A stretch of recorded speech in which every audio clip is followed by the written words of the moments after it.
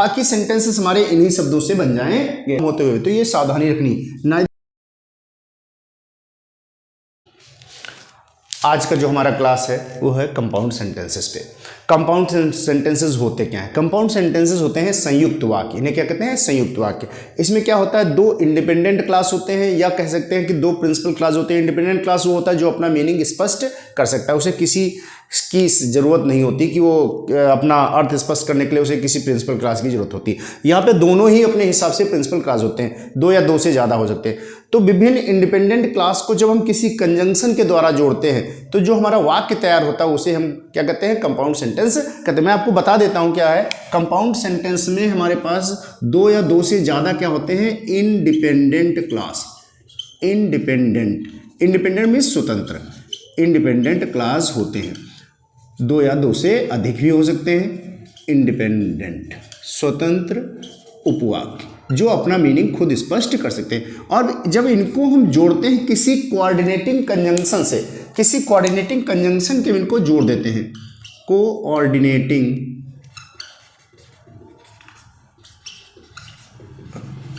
Conjunction. तो coordinating conjunction से जब हम इनको जोड़ देते हैं तो क्या होता है कि जो हमारा इंडिपेंडेंट क्लास जो पहले होता है वो हमारा हो जाता है प्रिंसिपल क्लास बन जाता है। और जो हमारा दूसरा जिसमें कंजंक्शन लग के हिस्सा आता है वो हमारा हो जाता है कोऑर्डिनेट क्लास। अब कोऑर्डिनेट क्लास ये कौन सी चीज होगी? समान उपपदी वाक्य कह सकते हो। समान मतलब जितनी वैल्यू इसकी उतनी वैल्यू इसकी, बस इसमें क्या जुड़ गया कि कंजंक्शन। यही क्या था, पहले इंडिपेंडेंट क्लास थे दोनों, लेकिन जब इसमें हमने कोई कंजंक्शन बीच में लगा दिया तो क्या हो गया? ये हमारा कोऑर्डिनेटिंग कंजंक्शन जब लग गया तो वो हो गया क्या? इंडिपेंडेंट क्लास हमारा कोऑर्डिनेट क्लास, जो इसको समान वैल्यू के हिसाब से सपोर्ट कर रहा है, ये होता है। तो हम आपको बताते हैं कि कौन से ऐसे कंजंक्शन होते हैं, कौन से ऐसे कंजंक्शन होते हैं जिनका हम प्रयोग संयुक्त वाक्य बनाने के लिए करते हैं। तो बहुत आसान सा मैं आपको एक शॉर्टकट बताऊंगा जिससे आपको बहुत आसानी से हो जाएगा। तो मैं आपको बताता हूं कंपाउंड सेंटेंस बनाने का रामबाण सूत्र। रामबाण सूत्र क्या है? रामबाण सूत्र हमारा है फैन बॉयज। और भी बहुत होते हैं, लेकिन हम अगर फैन बॉयज का इस्तेमाल कर लें तो फैन बॉयज से हमारे कंपाउंड सेंटेंस बनाना आसान हो जाता है। अब आपको बताते हैं ये फैन बॉयज किस चिड़िया का नाम है। जरूरत यह है कि फैन रामबाण सूत्र फैन बॉयज है, लेकिन फैन बॉयज है क्या? मैं आपको जल्दी से लिख के बता दे रहा हूं यहां पे। जैसा कि मैंने बताया था फैन बॉयज को मैंने यहाँ पे डिटेल पे लिख दिया है। अब मैं आपको बता देता हूँ, एक एक स्टेप्स को समझा देता हूँ। फैन का मतलब जहाँ पे एफ का मतलब क्या है? फॉर मीन्स चूंकि। जैसे कि हम मैथमेटिक्स जब करते थे तो कहते थे चूंकि 2 रुपए का एक पेन मिलता है इसलिए, तो चूंकि ये जो हम चिन्ह बनाते थे मैथ में, तो ये जो चूंकि होता था वही चूंकि है। इसका प्रयोग आपको बहुत कम जरूरत पड़ेगी क्योंकि इसके सब्स्टिट्यूट पे हमारे पास बहुत सारे ऑप्शन होंगे, तो इसलिए हम फार पे बहुत ज़्यादा फोकस नहीं करेंगे। हमारे पास ऐसे शब्द इसमें हैं जो फार का रिप्लेसमेंट कर सकते हैं। ए फॉर एंड, जैसे राम ने खाना खाया वह स्कूल गया, तो राम ने खाना खाया और वह स्कूल गया। राम ने खाना खाया और वह स्कूल गया, तो ये सेंटेंस हो जाएंगे। नाइदर नार एन फॉर नाइदर माने ना तो नहीं, ना तो राम यहाँ आया, राम यहाँ आया नहीं, राम ने सूचना नहीं भेजी। Neither Ram came here nor he informed nor he sent an information, ना तो राम यहाँ आया ना ही उसने कोई सूचना भेजी। तो जब दोनों काम नहीं हो, यह भी नहीं हो, नाइदर नार का प्रयोग कब होगा? यह कार्य भी नहीं, यह भी नहीं हुआ, यह भी नहीं हुआ और वह भी नहीं हुआ, वह भी नहीं हुआ। यहां पे मैं बता देता हूं, लिख देता हूं इसको फिर से सही से। यह भी नहीं हुआ, वह भी नहीं हुआ। मतलब सीधी सी बात है, राम यहाँ आया नहीं, राम ने सूचना नहीं दी, तो ना तो राम यहाँ आया ना ही उसने सूचना भेजी। जब दोनों काम ना हो, ये भी नहीं हो रहा वो भी नहीं हो रहा, तो नाइदर नार का प्रयोग कर देंगे। अब यहाँ पे हालांकि यन नहीं है, आप कह सकते हैं कि सर यहाँ पे तो यन नहीं, आपने यन का बताया था सूत्र। देखो यन हमने अगर इसमें से हटा दिया तो बचा क्या हमारा? Either or. क्योंकि और कहीं हमारे सूत्र में सेटक में नहीं बैठ रहा था, तो इसलिए हमने क्या कर दिया, यन का यन एन माइनस कर दिया, बचेगा आइदर आर या तो यह या तो। जब ऑप्शन की बात हो कि हो सकता है ये काम हुआ हो सकता हुआ, या तो राम ने मेरा पेन चुराया, श्याम ने मेरा पेन चुराया, या तो राम ने मेरा पेन चुराया या तो श्याम ने मेरा पेन चुराया। तो आइदर आर जो हमारा ऑप्शन हो कि या तो यह या तो वह, या तो यह या तो यह या तो वह, तो ऐसा स्थिति है। नॉट ओनली बट आल्सो, यन से ही है, यन के ही हिस्से हैं ये तीनों, इसको हमने क्या किया, इसको अपनी तरफ से ऐड कर लिया। Not only but also, not only but also का मतलब है न केवल बल्कि, न केवल बल्कि मतलब यह कार्य भी हुआ और वह, यहाँ पे क्या था, यह भी नहीं हुआ वह भी नहीं हुआ, तो नाइदर नॉर का एक हिसाब से अपोजिट मान सकते हैं, यह भी नहीं हुआ वह भी नहीं हुआ। लेकिन नॉट ओनली बट आल्सो में क्या मतलब, यह भी हुआ और वह भी हुआ। राम ने पुस्तक खरीदी, राम ने बैट खरीदा, Ram bought not only bat but also a book. तो Ram saw the movie, not only Ram saw the movie but also सा ए जू, ऐसे भी कर सकते हैं सेंटेंस। तो नॉट ओनली का मतलब क्या है, न केवल और बल्कि, मतलब ये काम भी हुआ वह काम भी हुआ, यह भी हुआ यह भी हुआ वह भी हुआ, यह भी हुआ वह। तो नॉट ओनली बट ऑल्सो का मतलब है न केवल बल्कि, इसका मतलब है यह भी कार्य हुआ वह भी हुआ, दो दो कार्यों को हम कनेक्ट कर रहे हैं। बी फॉर बट, बट का मतलब है किंतु परंतु लेकिन। जब हमारा विरोधाभास संबंध हो, वाक्यों के बीच में कैसा संबंध हुआ, विरोधाभास, विरोधाभास। उसने मेहनत नहीं की किंतु वह पास हो गया। विरोधाभास में और नहीं, ऐसा नहीं कि यही शब्द प्रयोग होगा, और भी सब हमारे पास एट है अभी, ठीक। तो राम ने मेहनत नहीं की फिर भी वह पास हो गया, राम ने मेहनत की किंतु वह फेल हो गया। तो विरोधाभास के लिए हम बट लगाते हैं, बी फॉर बट, किंतु परंतु लेकिन। ओ से हमारे पास दो ऑप्शन आ गए, अदरवाइज लिखिए या और लिखिए, ओ आर अथवा। तो अदरवाइज में अन्यथा होता है कि मेहनत करो अन्यथा तुम फेल हो जाओगे, मेहनत करो तुम फेल हो जाओगे, मेहनत करो अन्यथा तुम फेल हो जाओगे। जल्दी करो अन्यथा देर हो जाएगी, make haste otherwise we will be late, और वी विल बी लेट। तो कभी कभी और लगा सकते हैं, कभी कभी क्या लगा सकते हैं, अदरवाइज का प्रयोग कर सकते हैं। Y for eight, Y for eight, वो ये यहाँ भी वही चीज है, ये भी हमारा विरोधाभास को प्रकट करता है। वाक्यों के बीच में कैसे संबंध हो, विरोधाभासी भाव जब हो तो हमको एट को कनेक्ट करना चाहिए। सो जब हमारा कारण परिणाम का रिश्ता है, वाक्यों के बीच में कैसा रिश्ता है, कारण परिणाम का, तब हम क्या करेंगे, सो का प्रयोग करेंगे। अब मैं इनका जो एग्जाम्पल सेक्शन है वो बताता हूं। अब यहाँ पे एक चीज मैं आपको और बता दूं, कुछ और भी शब्द हैं जो हमें जरूरत पड़ सकते हैं। एक शब्द मैं केवल बता रहा हूं आपको, बाकी तो इसी से हो जाएगा। व्हाइल माने होता है जबकि, हालांकि व्हाइल अगर हम, व्हाइल का एक और अर्थ होता है के समय, अगर हम इसको सिंपल में प्रयोग करते हैं व्हाइल का, व्हाइल प्लेइंग आई सा आई स्नेक, खेलते समय मैंने एक सांप देखा। तो व्हाइल अगर हम सिंपल में प्रयोग करेंगे तो के समय का अर्थ आएगा, लेकिन जब हम वाक्यों के बीच में, दो वाक्यों के बीच में करेंगे, ठीक, girls play volleyball, while boys play football, ठीक, व्हाइल बॉयज लड़के, ये ऐसा होता वह ऐसा होता, यह ऐसा होता वह वैसा होता, तो बीच में क्या है, जबकि। तो जबकि भी हमारा जरूरत पड़ सकता है, ये हमने लिस्ट से अलग बता दिया। बाकी सेंटेंसेस हमारे इन्हीं शब्दों से बन जाएंगे। मैं आपको एग्जांपल बता रहा हूँ, देखते जाइए, आपको बहुत जल्दी ये कॉन्सेप्ट क्लियर हो जाएगी। बताता हूँ आपको एग्जांपल। ये हमने कुछ उदाहरण लिख लिए हैं, इनको मैं समझा देता हूँ जल्दी से। मेक हेस्ट, जल्दी करो, वी विल बी लेट, हमें देर हो जाएगी। जल्दी करो हमें देर हो जाएगी, कहने का मतलब क्या है, जल्दी करो अन्यथा हमें देर हो जाएगी। Make haste otherwise we will be late, कुछ नहीं करना है, बीच में जोड़ देना है। ये हमारा प्रिंसिपल क्लास हो जाएगा, ये हमारा क्या हो जाएगा, कोऑर्डिनेटिंग क्लास हो जाएगा।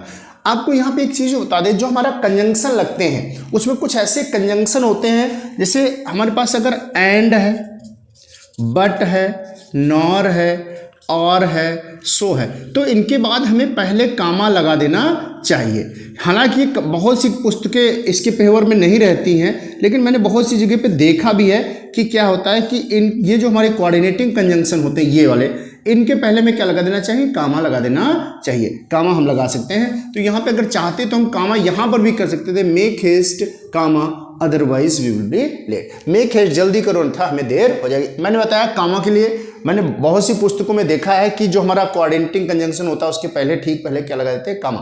तो लगा भी सकते हैं, नहीं भी लगा सकते, इतनी छोटी चीज के लिए बहुत दिक्कत नहीं आनी है। Make haste otherwise will be late. He worked hard he failed, उसने कठिन परिश्रम किया वो फेल हो गया। कठिन परिश्रम किया वह फेल हो गया। वाक्यों के बीच में परस्पर कैसा संबंध है? विरोधी संबंध है। परिश्रम करने का परिणाम क्या होता है? आदमी पास होता है। लेकिन यहाँ पे विरोधी संबंध है, तो क्या? ही worked hard but he failed. He worked hard but he failed. हमने बताया था कामा लगा भी सकते हैं, नहीं भी लगा सकते हैं, बहुत से ये विभिन्न डिफरेंट मत हैं लोगों के, तो हम यहाँ लगा भी सकते हैं, नहीं भी। या इसी सेंटेंस को हम दूसरे भी तरीके से बना सकते थे, he worked hard yet he failed. अर्थ क्या निकला? उसने कठिन परिश्रम किया फिर भी वह फेल हो गया।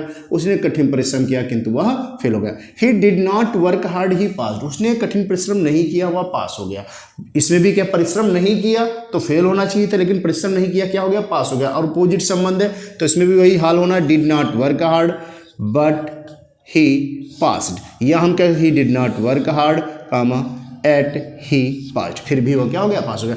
तो इसमें कुछ नहीं करना, दो सेंटेंस के बीच में सिंपली केवल हमें कोऑर्डिनेटिंग कंजंक्शन लगा देना है, जिसे कि कहते हैं ना कनेक्टर लगा देना है। हमें हमारा जो एडाप्टर होता है उसमें से लीड निकली होती है और उसका क्या करें? कनेक्ट करते हैं मोबाइल से चार्ज करने के लिए। तो सिंपल सी बात है, हमारा सर्किट पूरा होता है बिजली के बोर्ड से चार्जर तक का, तो वैसे ही सर्किट पूरा करना, दोनों वाक्यों के बीच में हमें क्या करना? कंजंक्शन लगाना। ही वर्कड हार्ड ही पास। उसने कठिन परिश्रम किया वह पास हो गया। कठिन परिश्रम किया पास हुआ, जाहिर सी बात है कारण परिणाम का है, तो ही वर्कड हार्ड सो ही पास, इसलिए वह क्या हो गया? पास हो गया।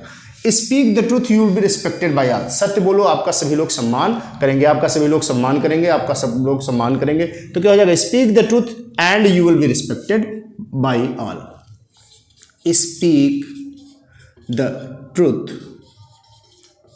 And you will be respected by all.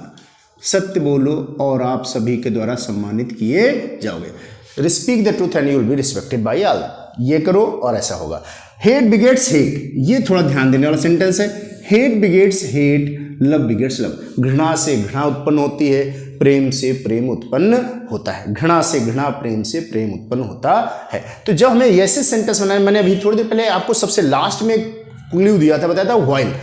ऐसा होता है वैसा होता है, ऐसा होता वैसा होता, ऐसा करते वैसा करते हैं। लड़कियां क्रिकेट खेलती, लड़के फुटबॉल खेलते, या लड़कियां बैडमिंटन खेलती, लड़के क्रिकेट खेलते, जबकि ऐसा होता वैसा होता। तो यहां पे लगा देना चाहिए जबकि। ठीक, हालांकि हम एंड का भी प्रयोग कर सकते थे, या बट भी, कहीं कहीं बट भी लगा सकते थे। घृणा से घृणा उत्पन्न होती किंतु उससे ऐसा, लेकिन यहाँ पे विरोधाभास संबंध नहीं है। यहाँ पे कहीं ना कहीं देख रहा है, वो बता रहा है कि एक चीज ऐसी होती है दूसरी चीज वैसी होती। तो यहाँ पे क्या कर देना चाहिए? हेट बिगेट्स हेट, घृणा से घृणा उत्पन्न होती है। व्हाइल लव बिगेट्स लव, जबकि, ठीक है, घृणा। व्हेयर एज भी कई जगह आप देखेंगे व्हेयर एज जबकि। Hate begets hate while love begets love, घृणा से घृणा उत्पन्न होती है जबकि प्रेम से प्रेम उत्पन्न। कम विद मी, मेरे साथ आओ, स्टे एट होम, घर पर रुको। तो यहाँ पे दो अर्थ हमारे बनने हैं, या तो मेरे साथ आओ या घर पे रुको। चॉइस की बात हो सकता है, कह रहा हो कि या तो मेरे साथ चलो कहीं जाना हो, या यहाँ पे रुको। तो आइदर कम विद मी और stay at home, either come with me और स्टे एट होम, या तो मेरे साथ आओ या घर पे रुको। हम इसको एक और भी तरीके से कह सकते थे, या यहाँ पे अर्थ हमारा और भी आ सकता है, कम विद मी, मेरे साथ आओ, एंड स्टे एट होम। हो सकता है कोई ऑफर दे रहा हो कि कोई जा रहा हो उसका साथी कहीं से और रात हो रही हो, तो उसको क्या कहा? आइए मेरे घर आइए और मेरे साथ रुकिए। तो यहाँ पे हमारे दोनों अर्थ क्लियर हो सकते हैं, तो दोनों का भी प्रयोग कर सकते हैं, चाहे इसका कर लें चाहे इसका कर लें। ही वॉज एब्यूज्ड, उसको गाली दी गई। ही वॉज बीटन, उसे पीटा गया। यह भी हुआ वह भी हुआ। तो he was not only abused, he was not only abused, उसे न केवल गाली दी गई बट आल्सो बीटन, बल्कि उसे पीटा भी। ही was not only abused but also beaten, न केवल उसे गाली दी गई बट उसे पीटा भी गया। और भी बहुत सारे उदाहरण बाकी हैं, मैं आपको अन्य उदाहरण भी बता देता हूं जल्दी। तो हमने कुछ और उदाहरण लिख लिए, इनको भी देख लेते हैं ताकि हमारे कॉन्सेप्ट और ज़्यादा क्लियर हो जाए बहुत मजबूती से, क्योंकि कहते हैं प्रैक्टिस मेक्स मैन परफेक्ट। तो जब भी मैथमेटिक्स कर रहे हैं या ग्रामर कर रहे हैं, जितना ज़्यादा हम प्रैक्टिस करेंगे, जितना ज़्यादा हम एक्सरसाइज करेंगे, जितना ज़्यादा हम सवाल हल करेंगे या एक्सरसाइज करेंगे, उतना ज़्यादा हमारी परफेक्शन आएगी।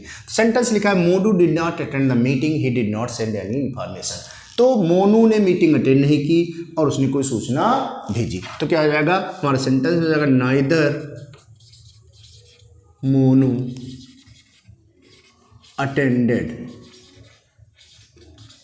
द मीटिंग, ना तो मोनू ने मीटिंग को अटेंड किया, नॉर ना ही सेंट। अब देखिए यहाँ पे हमने सेंट कर दिया। ये छोटी छोटी गलतियाँ हमसे हो जाती हैं जब हम वाक्य बना रहे होते हैं, हम सब कुछ सीख लेते हैं। देखिए नॉर में नॉट मिक्स है तो हमारा नॉट तो हट गया, और जब नॉट हट गया तो डिड और सेंट का एक साथ हो जाएगा तो क्या हो जाएगा, हमारा सेंट हो जाएगा। क्योंकि जब हमारा नकारात्मक वाक्य होता है तब तो डिड लगता है, प्रश्नवाचक होता है तब डिड लगता है, लेकिन अगर साधारण वाक्य होता है तो हमारा वर्ब की सेकंड फॉर्म लगती है।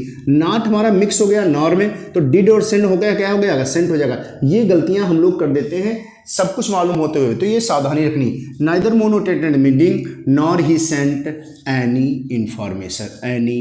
इंफॉर्मेशन। अगला सेंटेंस देखते हैं, do not be a borrower do not be a lender. ये बहुत बढ़िया लाइन है, शेक्सपियर का ड्रामा है हैमलेट, उसमें पोलोनियस ने कहा था do not be a borrower do not be a lender, ना तो उधार लो ना ही उधार देने वाले बनो, क्योंकि अक्सर क्या है, उधार लेना देना संबंधों को खराब कर देता है। Do not be a borrower do not be a lender, तो सेंटेंस हमारा क्या बनेगा, नाइदर, यह भी न करो वह भी न करो, नाइदर बी अ बोरोवर, ना तो उधार लेने वाले बनो, नॉर बी ए लेंडर, ना ही उधार देने वाले बनो। आप उधार ले लोगे तो आपको दूसरे जिसको देना उसके आगे शर्म लगेगी जाने में, देने से दिक्कत होगी। और नॉर बी ए लेंडर, आप उधार दे दोगे तो जिससे मांगने जाओगे आपसे नाराज हो जाएगा, तो पैसे का लेन देन से बचना चाहिए। Neither be a borrower nor be a lender. The brave face the challenges, बहादुर लोग चुनौतियों का सामना करते हैं। यहाँ पे देखिए ब्रेव, ये आपका जब आगे मैं सिंटैक्स बताऊंगा तो आपको, जब कभी एडजेक्टिव को हम एक नाउन के रूप में प्रयोग करते हैं और उसके पहले दा लगा देते हैं तो वो बहुवचन को प्रकट करता है। ठीक है, ये देखिए यहाँ भी एडजेक्टिव लगा, यहाँ भी एडजेक्टिव लगा, तो ये हमारा क्या है, बहादुर लोग, कायर लोग। The brave face the challenges, the coward flee. बहादुर लोग क्या करते हैं, चुनौतियों का सामना करते हैं, कायर भाग जाते हैं। तो क्या होगा, ऐसा ऐसे होता है, वैसा वैसे होता है, तो क्या हो जाएगा, the brave face the challenges while या व्हेयर एज, हम यहाँ पे व्हेयर एज भी कर सकते थे, व्हाइल भी कर सकते थे, व्हाइल द कावर्ड फ्ली, जबकि कायर भाग जाते हैं। ही इज इल, वह बीमार है, he will not go to office, वह बीमार है वो ऑफिस नहीं जाएगा। कारण पे प्रणाम है तो क्या, ही इज इल, वह बीमार है, so he will not go to office, इसलिए वो बाजार नहीं, वो ऑफिस नहीं जाएगा, वो बीमार है इसलिए वो ऑफिस नहीं जाएगा। आई मेट मोहन, ये सेंटेंस में बताना ज़्यादा जरूरी समझता हूँ क्योंकि ऐसे सेंटेंस भी हमारे एक्सरसाइज में होते हैं।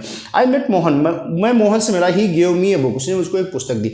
देखिए कभी कभी क्या होता है, हम इसमें रिलेटिव प्रोनाउन या रिलेटिव एडवर्ब का प्रयोग करके भी हम कंपाउंड बना सकते हैं।